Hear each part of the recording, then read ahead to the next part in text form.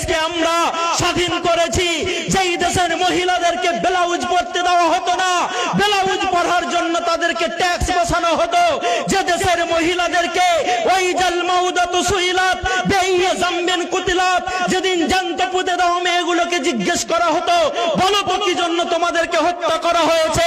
আমার রামমোহন রায় যখন পাটনাতে গেলেন, কোরআনকে বললেন, আরে এই আয়াতটাকে বারবার পড়েছেন, ওই জাল মাউদাতু সুইলাত বেইয়া জামবিন কুতিলাত, বলো জ্যান্ত পুঁতে দেওয়া মেয়েগুলোকে যেদিন জিজ্ঞেস করা হবে, বলো তোমাদেরকে কি জন্য হত্যা করা হয়েছিল।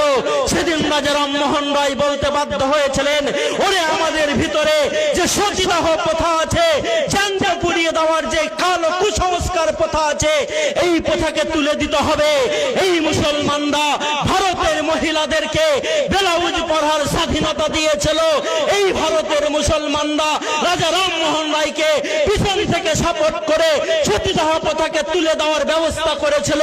সেই মুসলমানরা সেদিন যদি পাকিস্তান না চলে যেত, ভারতবর্ষে মুসলমানরা আজকে সংখ্যালঘু হতো না। আর আইডেন্টিটি ক্রাইসিস আজকে আমাদেরকে যেভাবে ভুগতে হচ্ছে, এইভাবে আমাদেরকে ভুগতে হতো না। তারপরেও আপনাদেরকে আমি আশার আলো দিয়ে যাচ্ছি, এবং আপনাদেরকে এত বড় আমি আশার আলো দিয়ে যাচ্ছি, কথাটা যদি আমি হাবিবুল্লাহ আমার হয় তাহলে আমি অ্যারেস্ট হয়ে যেতাম, কিন্তু কথাটা যেহেতু আমার নয়, কথাটা যেহেতু আমার নয়, কথাটা হচ্ছে পৃথিবী নিয়ে যারা গবেষণা করেন বড় বড় মনীষী, তাদের কথা, যে আগামী 2050 সাল হতে হতে আর মাত্র 25 বছরের ভিতরে, 2050 সাল হতে হতে 25 বছরের ভিতরে পৃথিবীর মাটিতে যেই জাতিটা সব থেকে বেশি শক্তিশালী হিসাবে আত্মপ্রকাশ করবে, যেই ধর্মটা সব থেকে বেশি শক্তিশালী হিসাবে আত্মপ্রকাশ করবে, সেটা হচ্ছে ইসলাম। নারে তাকবীর। তো কই আমাদেরকে যে মেরে দেওয়া হচ্ছে, আমাদেরকে জেলে পুঁতে দেওয়া হচ্ছে, হচ্ছে কি হচ্ছে না? আমাদেরকে অ্যারেস্ট করা হচ্ছে কি হচ্ছে না? আমাদের বাড়ি ঘরকে বুলডোজার দিয়ে ভেঙে দেওয়া হচ্ছে কি হচ্ছে না? আরে হচ্ছে, এটা হওয়ারই কথা।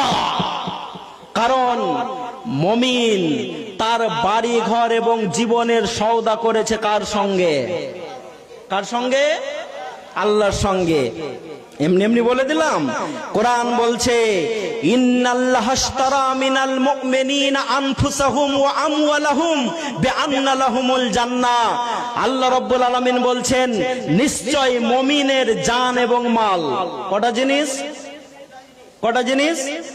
দুটো জিনিস। আচ্ছা, আপনারা এত জোরে কথা বলছেন কেন? এখানে ইশারাই বলতে হবে, একটুখানি টাকা উঠবে, আমি বলবো 5 মিনিট টাকার কথা, অসুবিধা নেই।